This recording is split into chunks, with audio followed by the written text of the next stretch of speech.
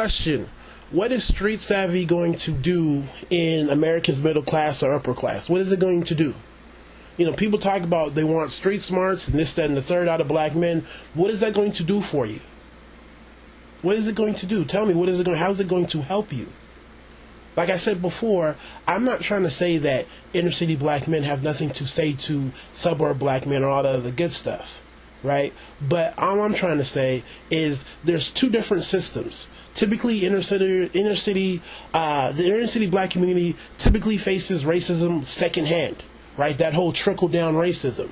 But as far as the suburb black person, whether they grew up that way or they, made it to that area, it's more so direct in your face, where you have your boss or your coworkers that will make certain remarks to your face. Okay? Or you will have police that will, stop you in front of your own home or your apartment. It's more in your face. So how you deal with it is completely different. Not to say that there's no carryover, but they're two different systems. And to be real with you, the black community is trying to move into that professional suburb white America, not so we can be like white people, but so we can enjoy some of the opportunities and some of the pros that come with being outside of that inner city environment.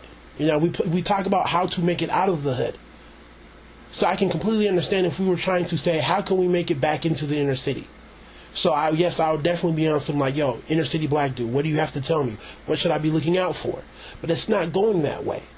We're trying to move in the opposite direction. But still, I haven't seen anybody really come with some convincing dialect in regards to what, quote-unquote, this street smarts is supposed to have. Because it's still a myth. Everybody has this whole idea of the inner city dude with street smarts being this Sugar Hill, Wesley Snipes type character. And I don't know if you've seen the movie Sugar Hill, but he's like a drug dealer, was a smart kid growing up, but life dealt him a bad hand, and he couldn't necessarily get away from his father's past, so he kind of got dragged in. But he's smart, he's articulate, well dressed, well cultured, but he knows the streets. So he's very intellectual, but he has a gun in his under his jacket, and he's not afraid to pull it. He'll pistol whip somebody just because. And that's the whole street savvy that everybody has. In reality, most black men aren't like that, hence it being a myth. Okay? And even with that being said, how well is that going to translate over into professional America? So if somebody, does you dirty in terms of money, you have a business deal that went wrong, are you going to pistol whip somebody? Are you going to kidnap somebody? What's going to happen? What's going to go on? It doesn't hold up. And even then, it's such a myth. The men who even come from the inner city hood environment who do get it, leave. They get it because they understand that their skill set that they have to pick up is completely different. I would say out of all the black men I know, I would say at least 70% come from the inner city type of environments. A lot of them come from the Oakland Bay area, in the Los Angeles area. Okay, in terms of the black men that I know.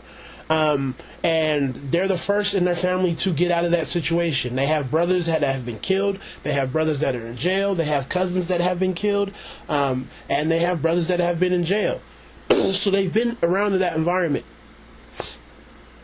But it's funny how they made it out because they adopted a new system. Yes, they took some of the things that they, had picked up living in that environment, but they, pretty much adopted a whole new format. The whole idea of walking around and, I'm going to be this street savvy, intimidating black dude. Like I said, that may work if you're in the inner city type of environment. But when you're in professional America, it will hurt you. Oh, so you want to be this intimidating, street smart, savvy black dude in, professional America. Okay, even in blue collar America, because we don't own anything, so we're working for somebody else. You go ahead and try to be that. Go ahead and try to be that street smart, street savvy, don't rub me the wrong way or else I'll pistol whip you. Go try to do that and see, how that finds you. Then come holler at me. It's not going to work. It's funny because I can turn around and say, I want a black chick who has street savvy. Right? Oh, these middle class black women, they don't know what's going on. Mommy and daddy protected them. They don't know how to grind. The second something hits the fan, mommy, daddy, can you help me out? Oh, can you give me some money? And it's true, I've seen it happen. Right? To rush back to mommy and daddy and they come save the day. Right? So I can easily sit up here and tell you, oh, I want some inner city black chick because, she knows how to ride or die. So when something happens, she just knows how to grind. If I need her to, sell drugs for a little bit, she's going to do that. I'm not in that world, so I don't need that quality. I'm not going to ask.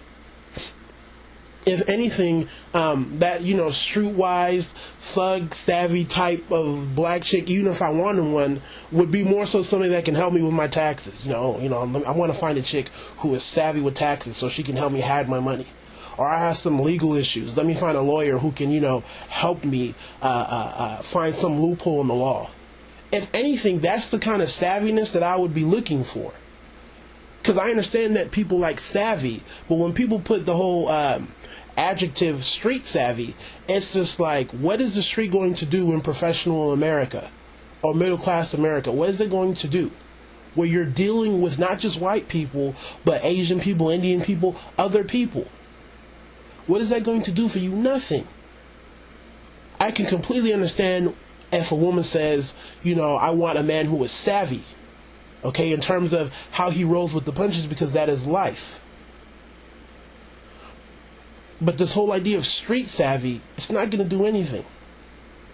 Nothing. And the women who want to come on and talk about how, we want to do with street smarts and, street savvy, it's either A, they're younger and they're juvenile, okay? So even if they're educated and have their shit together, they're still young, okay? It's like a lot of the college chicks who still say, we want somebody who's street savvy. That's what I hear.